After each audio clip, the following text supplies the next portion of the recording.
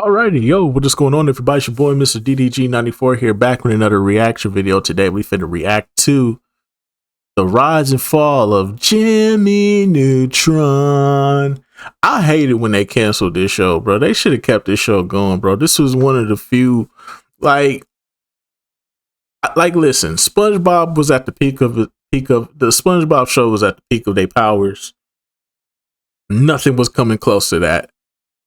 Rugrats was pretty much on its way out the door. All the Nicktoons from the 90s, they pretty much was done. Cat Dog was getting a conclusion. Fucking Hey Arnold was getting his movie conclusion. Fucking I'm trying to think who else. Wild Thornberrys was getting got like 2 or 3 movies, I believe. Probably 2. I'm probably exaggerating. But I think they got 3. I'm not for sure.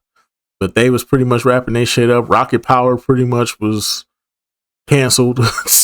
You know what I'm saying? Like, Angry Beavers came to their conclusion. Fucking Real Monsters. I think that show got canceled. Rocko's Modern Life, that got canceled and then brought back I think 2 or 3 years ago. Yeah, man.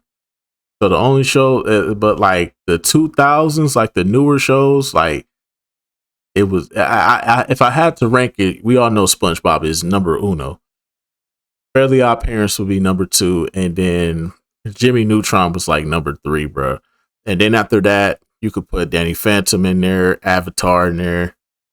Trying to think what else, you know what I'm saying? Like, listen, I'm not one of those people. I was a Cartoon Network kid, but I would be telling a lie if I didn't say that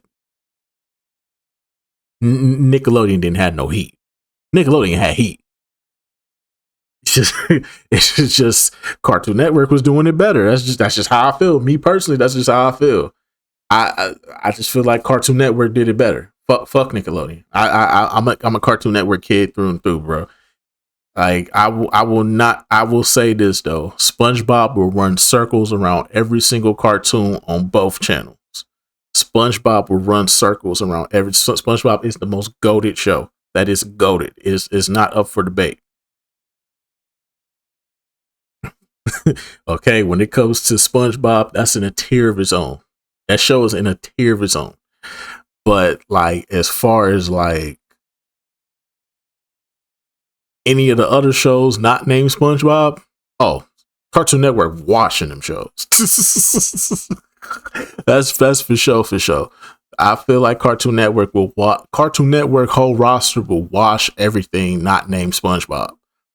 At least the first 4 seasons of SpongeBob. The first 4 seasons of SpongeBob, then like once we get to like that 5th season and onward, yeah, big bro, y'all go ahead and wrap it up, big bro. Yeah, y'all can. I don't even know why I'm tripping. Y'all know what I mean. Y'all know what I mean. Y'all know what I mean. Y'all know exactly what I mean. If I can find it, y'all know exactly where I'm going with this. Just put the fries in the bag, bro. You washed. You light my fire. If we go to prison for the rest of our life, what do? You're not that guy, pal. Trust me. You're not that guy. You're done. You're washed. It's over. You're ugly. You're disgusting. I'm going to kill you. Give me $200. Why are you gay?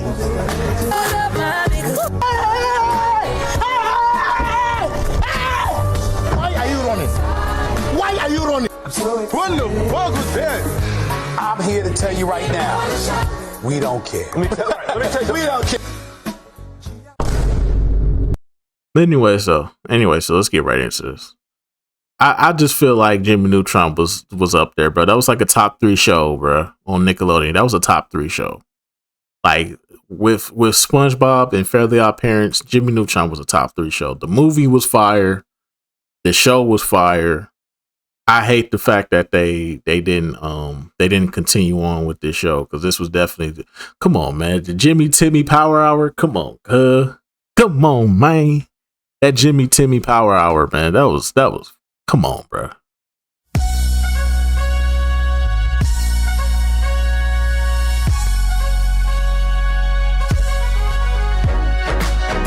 That shit was fire. Anyways, let's get right into this. In the mid-90s, animation was changing, for better or for worse.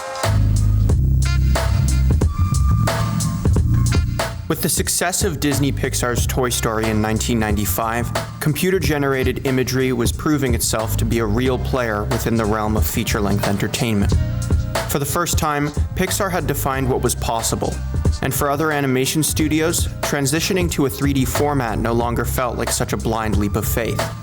With that being said, Pixar would almost exclusively dominate the realm of animated films in the 90s, without any real competition until DreamWorks hit its stride with Shrek in 2001.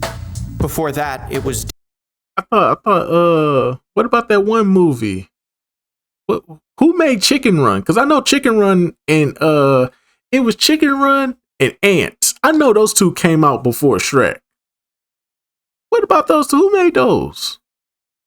I'm curious, who made those? Or I think Chicken Run was clay animation. Chicken Run couldn't have been.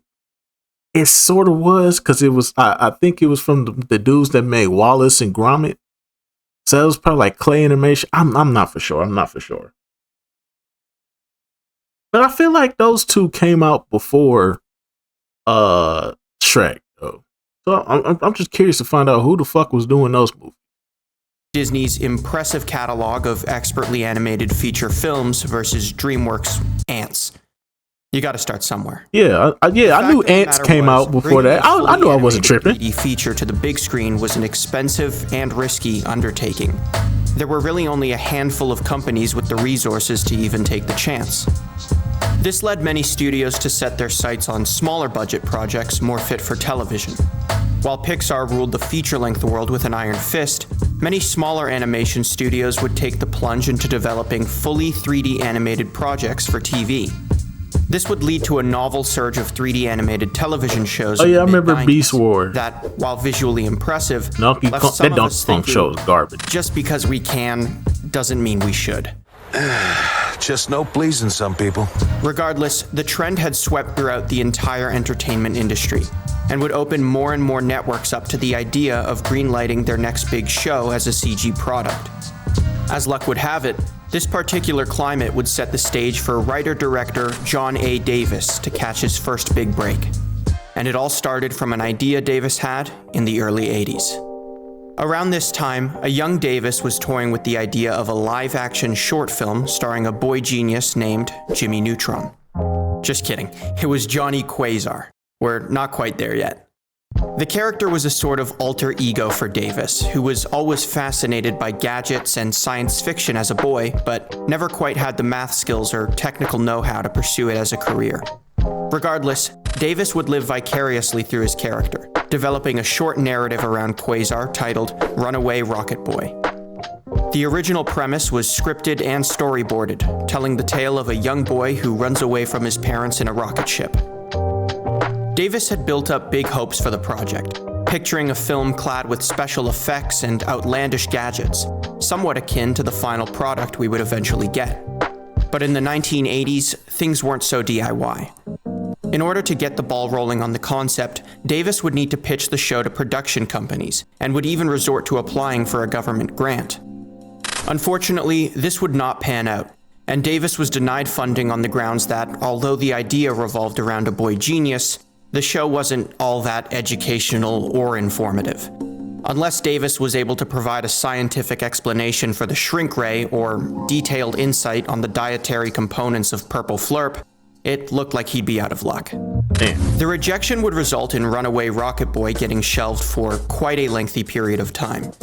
It was only much later in the mid-90s that Davis would rediscover the script while moving. Upon revisiting the story and its characters, Davis came to the realization that Runaway Rocket Boy would make a perfect fit for a CG animated show, something that Davis and his animation studio had been dabbling into at the time. A decade ago, this kind of approach wasn't really realistic, but now Pixar and many other studios had proven that 3D animated entertainment was a real possibility. This would motivate Davis to pursue the idea with his own studio, DNA Productions. You know the one. Hi, I'm Paul. In 1995, the studio would compile a 40-second visual demo starring the runaway Rocket Boy himself, alongside his new sidekick, Goddard. The demo was short but sweet, with Quasar flying into frame on a rocket, introducing himself, and then veering off into space to avoid an asteroid. Although brief, the animated demo did a perfect job of illustrating the potential of the character, with a charming and concise monologue that could flawlessly serve as the basis for an entire brainstorming session had it been given to writers. Not to mention, the animation was incredibly impressive. I'm a genius, but sometimes I'm too smart for my own good. Turns out DNA Productions was working with a 3D animation software called Lightwave. And this wasn't a big-budget Pixar program or an industry-standard set of tools.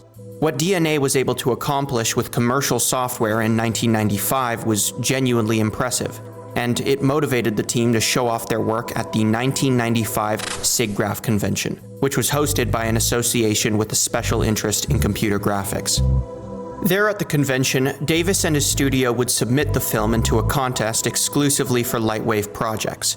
And to the company's surprise, Runaway Rocket Boy would steal the show, receiving 2 separate awards that night. One for Best Character Animation, and the other for Best in Show. The project was praised for its smooth animation and cartoonish character design, setting it apart from the majority of studios striving for a more photorealistic approach to their renders. These achievements would end up garnering the project a fair bit of buzz in the animation community. Shortly after, Hollywood actor-producer Steve Odekirk would stumble across some still images of Johnny Quasar in an animation magazine, instantly piquing his interest. Odekirk was quite the hotshot in the entertainment industry, known best for his collaborations with Jim Carrey on the Ace Ventura series, a character with a suspiciously familiar haircut. Turns out, Odekirk had taken a particular interest in the world of 3D animation, and was eager to get in touch with Davis and his team about the demo. Odekirk cold-called Davis at his studio in Dallas in the hopes that he could see the full video along with anything else the team had done with Quasar. After receiving the original demo and story bible, Odekirk was sold, proving eager to join forces with Davis's company to help pitch the idea to bigger networks. This would result in DNA Productions joining forces with O Entertainment, which was Odekirk's production company at the time. The partners would work to flesh out the idea into a marketable I gotta turn this heater on. This cold reworking shit. the name to The Adventures of Johnny Quasar, and tweaking aspects of the original character to appear more childlike. I know y'all don't like this in the background. I know this might fuck the audio for some of y'all. Maybe make y'all turn the video off. But dog, it's cold, bro. It's cold. It's so cold in the day. How the fuck do we supposed to keep peace? It's all on the niggas' mind. I'm just saying, bro. It's cold in here, man. Now, y'all don't like hearing this shit in the background, but I don't give a fuck, bro. I'm cold, bro. Cold out here in these streets, man. If I need something to warm me up, I'm struggling right now. I mean, for God's sake, they gave the kid a receding hairline. Exactly. Keith Alcorn, Davis's partner at DNA, would take on most of the character design, swapping out Johnny's lab coat for a regular t-shirt and changing his hair in favor of a more eccentric style. Only then would the producers deem the concept ready for a network tour. The first stop on the team's list was Nickelodeon, and to Davis's surprise, it would also be their last. Damn. Nickelodeon immediately fell in love with the concept. Johnny Quasar's super-powered mind and knack for adventure made him the perfect Nick Kid, as observed by then-president of Nickelodeon, Albie Hecht, who famously dubbed Quasar as a mix between Bart Simpson and Albert Einstein. In reality, it's no wonder that Davis's pitch caught Nickelodeon's attention. Jimmy's 3D character design completely set him apart from many of Nick's current and future characters like SpongeBob, Arnold, Tommy, and Lil Bill. Actually, no, not Lil Bill. Let's... Come on, man. I know Bill Cosby fucked up, but still, though, Lil Bill's a classic, bro. Lil Bill's a classic, bro. I understand, bro. I understand, though. Get out there! That nigga is get out there! Why you fuck up the legacy of that show? If we go to prison for the rest of our life, whoop-de-doo. Let's forget about Little Bill. Naturally, a deal was struck, and Nickelodeon would commission a 13-minute pilot episode in the fall of 1995. From there, Johnny Quasar would fall headfirst into review purgatory, with over 2 lengthy years of pull this and add that to draw out the project's development. During that time, a newly animated demo would be produced, serving as a sort of updated take on the original 1995 demo of Johnny Quasar. Nickelodeon loved it, but toward the end of the review process, Davis was forced to rework Johnny's name, as it already shared similarities with 2 pre-existing cartoon characters, those being Johnny Quest and Captain Quasar. Oh, and he had 24 hours to do it, so the story goes. Davis would frantically brainstorm names with his wife that night, experimenting with a myriad of scientific terms like proton and electron before finally settling on Jimmy Neutron. And with that out of the way, the team could finally begin work on the pilot episode.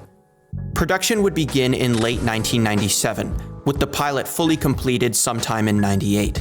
The first episode of Jimmy Neutron was cleverly titled Runaway Rocket Boy, as an homage to the project's roots, and featured all the characters and quirks that fans would soon come to know and love. You promised to help me with math class. Sure, I know. Okay, I will. It was early Jimmy, but Jimmy nonetheless, and Nickelodeon absolutely loved it. When Davis asked the company what the next move was for the show, Nickelodeon would spill the news that they had even bigger plans for the franchise.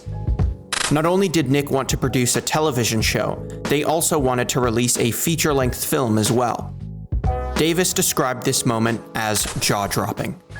At the time, Davis had been working up the courage just to propose a theatrical short to open up the next Rugrats movie, and never dreamed that Nick would want a feature-length film so early in the game. Yet at the same time, this also sparked an idea for Davis. Originally, Nickelodeon proposed to air the television show first, and follow up with the movie shortly after. They flipped it. What if they did it in reverse? With 3D animation, everything that was produced became a reusable asset, and if the studio developed all these assets with a feature film budget, they could reuse the high-quality models once it was time to work on the show. Nickelodeon was hesitant at first. Attracting a movie audience for a character that lacked any pre-existing media would be a definite risk, and the TV show first approach seemed like a more surefire way to introduce Jimmy to the world. But Davis's reasoning made a lot of sense.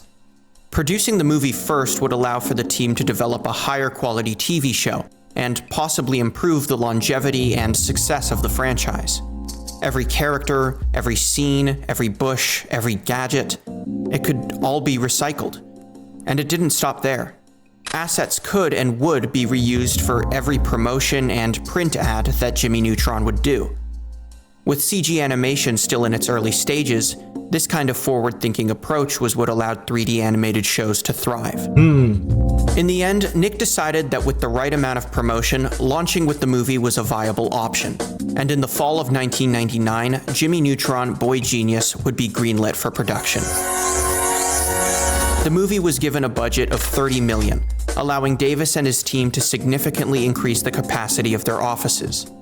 The company's staff burst from just 30 employees to 130, granting the studio the means to achieve their tightly set deadlines. This would also allow for more tweaking to be done to the show's characters, which would differ slightly from the original pilot episode. Jimmy's shirt would change, Sheen's ethnicity would switch from Japanese to Mexican, and Carl would be redrawn to look less like his dad. Steps were taken to forego the traditional rulebook of CG animation, with realistic lighting and character design thrown to the wayside in favor of more stylistic approaches. If a light or a shadow didn't look right in a certain shot, it would be taken out, regardless of whether or not it physically made sense to be there. Characters were given simplistic and cartoonish designs that were easier to animate, along with characteristics that influenced the structure of the world around them, like the cars modeled to fit their outrageously large heads. Additionally, their sculpted, graphic look made the modeling process easier too, without needing to worry about realistic textures for cloth or hair. In a way, the movie's low budget pushed animators to get creative, and this ultimately contributed to its originality. And in the world of animation, standing out was everything. In 1999, you could practically count on one hand the number of 3D animated films that had been released on the big screen, and literally all of them had been produced by Disney or DreamWorks. When Nickelodeon threw their hat in the ring, it was open knowledge that they were going up against the big dogs. But at the same time, it never felt like the movie was trying to prove anything. Davis knew their budget was significantly lower than that of Toy Stories or A Bug's Life, but it didn't matter. The atmosphere and concepts behind the project were entirely unique, and that was part of its charm. Yep. The show's creators would even go as far as to take ideas from their own children, with Steve Odekirk's 6-year-old daughter coining the idea for burp soda. A guaranteed 1 burp per sip. Zoe Odekirk would go on to be listed under the special thanks for the movie's end credits. Additionally, Nickelodeon's budget made for a simpler production process. While many other companies were using complex rendering programs and working with software engineers to produce state-of-the-art animation, Jimmy Neutron was built with simple, commercial software that was accessible to anyone. And while the team's tool set and workflow had somewhat increased in complexity, much of the process was still the same.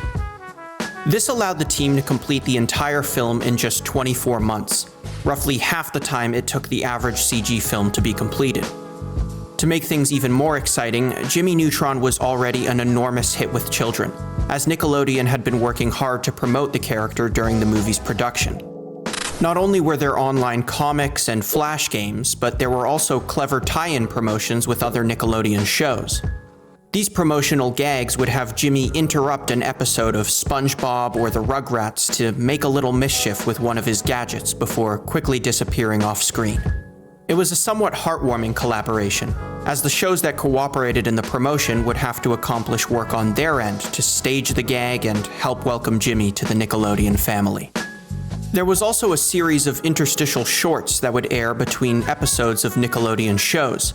Yeah, I remember the shorts. The shorts would air during like commercials and shit. Like SpongeBob would go to commercial, or it'd be getting ready to come back from commercial, and they would play these shorts between intermission of a show. So yeah, I remember this. Helping to familiarize audiences with the movie's characters prior to the release of the film. In many ways, kids felt like they already knew Jimmy Neutron well before the theatrical announcement, and that was kind of Nick's plan. Jimmy Neutron had placed within the top 25 favorite cartoon show characters on television, which was determined by a consumer familiarity survey that helped companies gauge the appeal of certain public brands.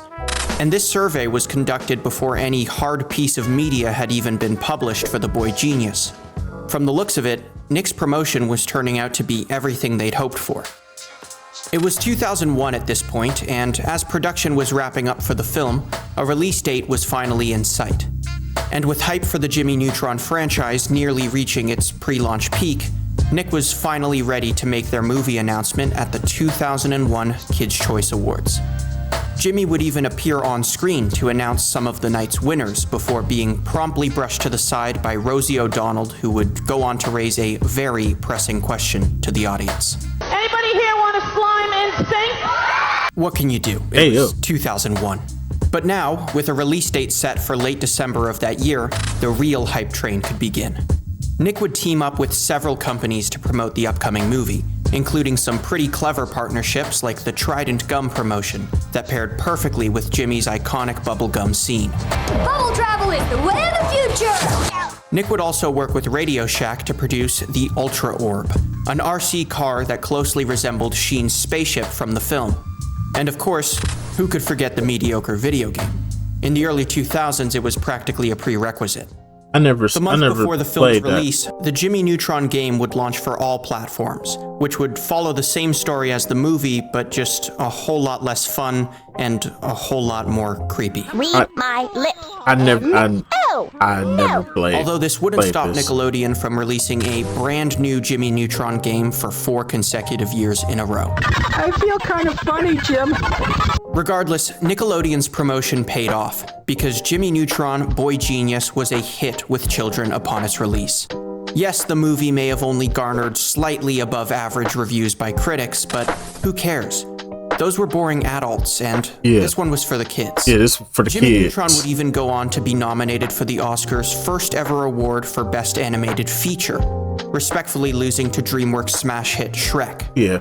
But weep not, my friends, for the real winners are those who now carry the knowledge that Jimmy Neutron Boy Genius is technically an Oscar-nominated film.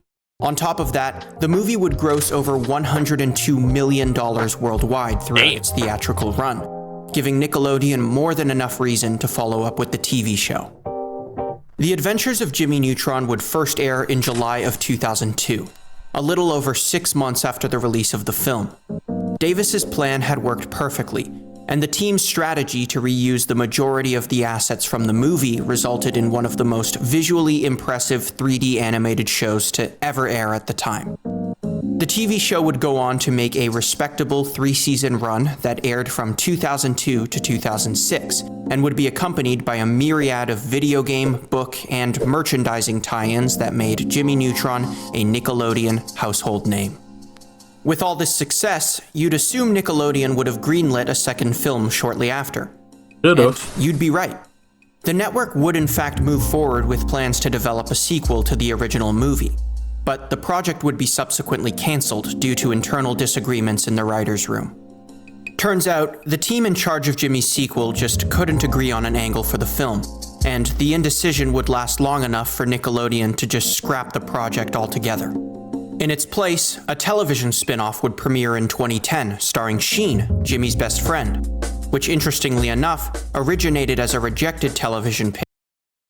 RP to the dude that played Sheen, but I ain't gonna lie, this shit was ass, bro.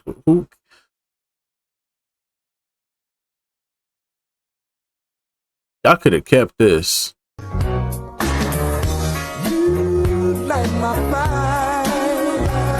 You're done. You're washed. It's over. What the fuck was that? What the fuck was that? I'm here to tell you right now, we don't care. We don't care.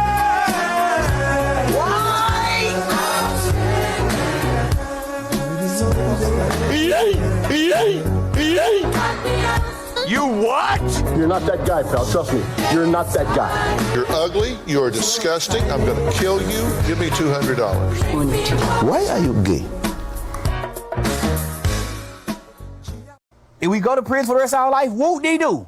Pitch for a show called Red Acres. Eventually, the concept would be reworked as a Jimmy Neutron spin-off to catch Nick's attention. But alas, Planet Sheen would come to an end in 2013, marking the end of the Jimmy Neutron franchise as we know it today. As a matter of fact, it's really still quite a mystery as to why Nickelodeon decided to pull the plug on the original show in the first place. Exactly. Some blame DNA Productions' involvement with The Ant Bully, a film that was speculated to be responsible for the company's eventual bankruptcy in 2006. Keith Alcorn, co-creator of Jimmy Neutron, has gone on to say that Nickelodeon simply opted not to renew the show for more seasons on the basis that they already had enough material for syndication, a process that involved the leasing of a television show to other networks. Regardless of the reason, Jimmy Neutron is still fondly remembered by fans to this day, and the show's technical achievements helped pave the way for the dozens of 3D animated cartoons that would follow for years to come. As of today, the franchise's fate is caught in a swirl of reboot rumors, false speculation, and fan art so convincing it almost made you think there was a 2023 reboot coming to Paramount Plus. There's not, sorry. But the love for the show is still there, and maybe, with enough time, Nick will take notice, and everyone's favorite boy genius will blast off again. And if not, hey, at least we still got this. Are you going to finish that croissant? Knock yourself out. Hey, yo. But anyways, though, that's just gonna about do it for this one, man. For sure, man. Yeah, that was, man. Yeah, that was, man. I just wish that we could have got a conclusion. You know, I would have loved to see the character. I was loving the character development with all the characters. Sheen was starting to mature a little bit more. And eventually, it would have been nice to see him give up on the Ultra Lord shit and grow up. It would be nice to see them grow up and become teenagers and things start to change. It would have been nice if they could have got 2 more seasons out of Jimmy Neutron, at least 2 more seasons. You know, a lot of character growth, a lot of character development. You know what I'm saying? We obviously, as I've already stated, you know, the Jimmy Timmy Power Hour, you know, them shits was heat. But other than that, though, man, it is what it is, man. Nickelodeon gave up. I feel like Nickelodeon just gave up on it too much, man. Cartoon Network would never, though. To see if they would have probably went to Cartoon Network, I guarantee you, Cartoon Network, that show would have probably had about a good 8 seasons on Cartoon Network, because Cartoon Network would never. But anyway, so that's just gonna about do it for this one. I will see you on the next video. Till then, deuces.